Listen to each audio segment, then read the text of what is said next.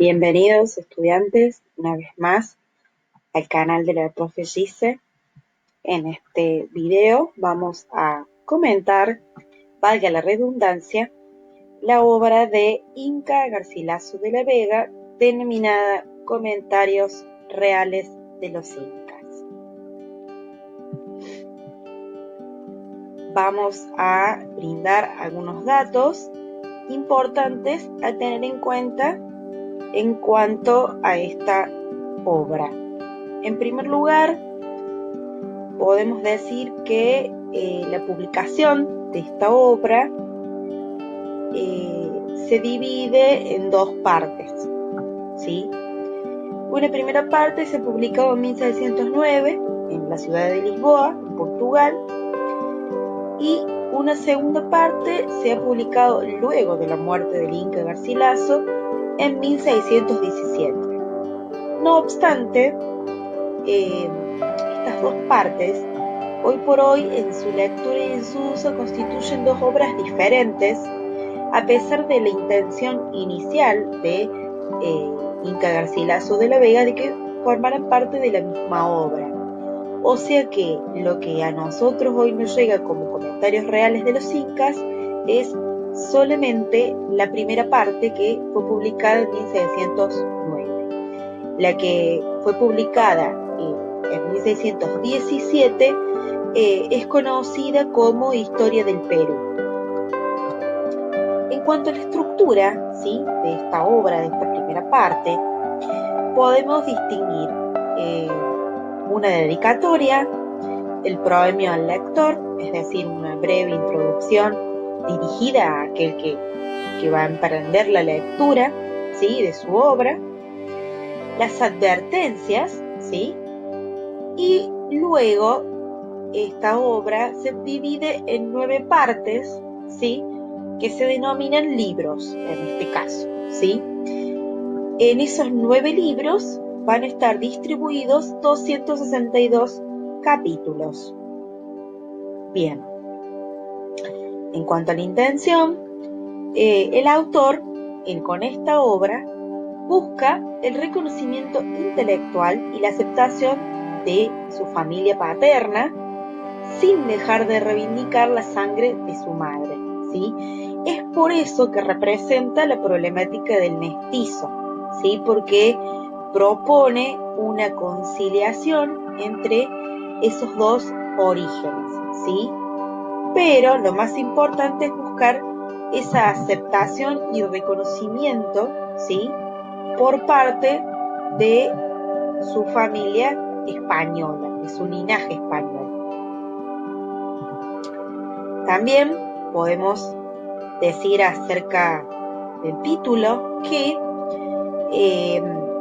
recordemos que se llaman Comentarios Reales, ¿sí?, de los incas,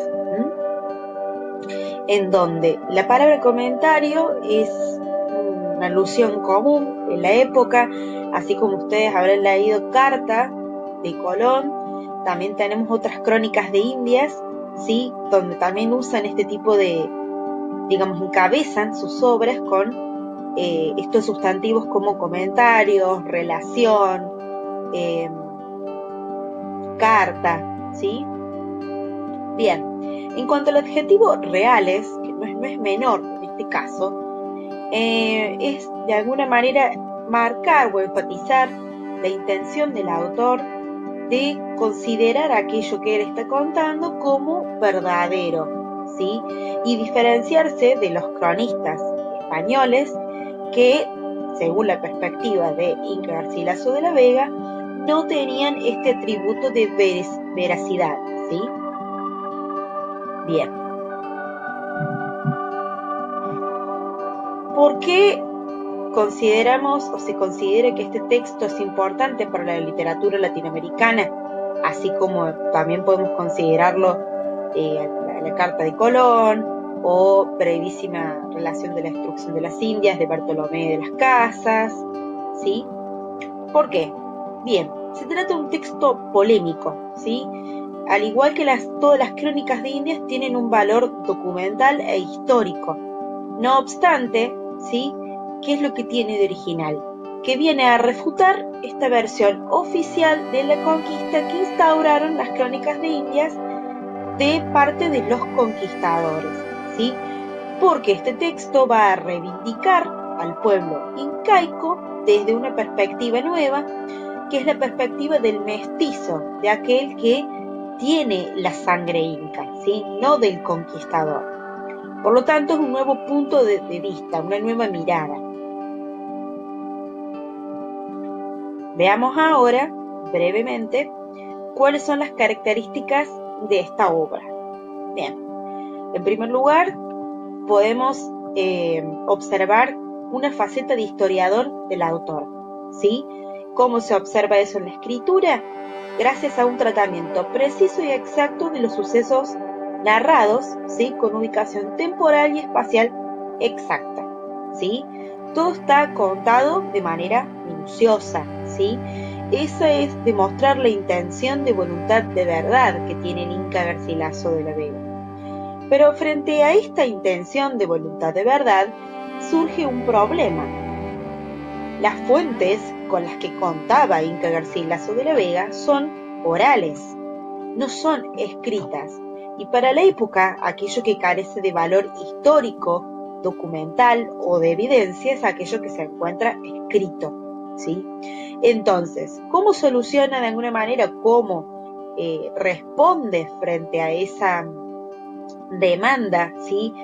de documento escrito para poder probar aquello que dice, es argumentando que su sangre y el conocimiento de la lengua, en este caso el quechua, es lo que a él le da, de alguna manera, autoridad intelectual, ¿sí? Para poder justificar y garantizar la veracidad a aquello de lo que está contando, ¿sí?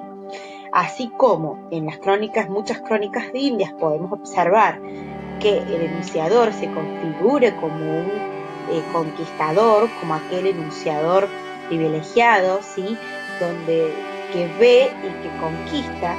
En este caso, ¿sí? Este autor se configura como un personaje, pero más bien como un testigo privilegiado, poseedor de evidencias inapelables de boca de sus antepasados.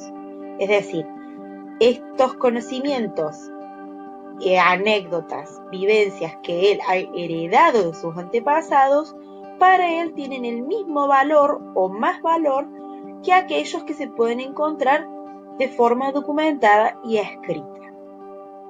Bien. Vamos ahora a otra característica que está relacionada con las anteriores, que es la descripción minuciosa, ¿sí? No solo que va a haber un tratamiento preciso de los sucesos, sino que también va a haber mucha descripción. Y esa descripción va a estar focalizada, ¿sí? En la cultura incaica. Se va a describir la línea de sucesión de los 12 reyes incas, la vida de cada uno de ellos, y también se va a describir la organización social, económica, política y religiosa de su pueblo, así también como los hábitos y las costumbres. ¿Con qué intención Inca Garcilaso hace esta descripción? Bien, para poder demostrar que el pueblo inca era un pueblo civilizado. Intenta romper con este discurso, ¿sí? De que el nativo americano no tenía cultura y no tenía civilización, y que era un salvaje. De esa manera él intenta demostrar, ¿sí? Que tenían cultura, ¿sí? Que tenían un grado de avance tan importante como lo ha tenido Europa, ¿sí?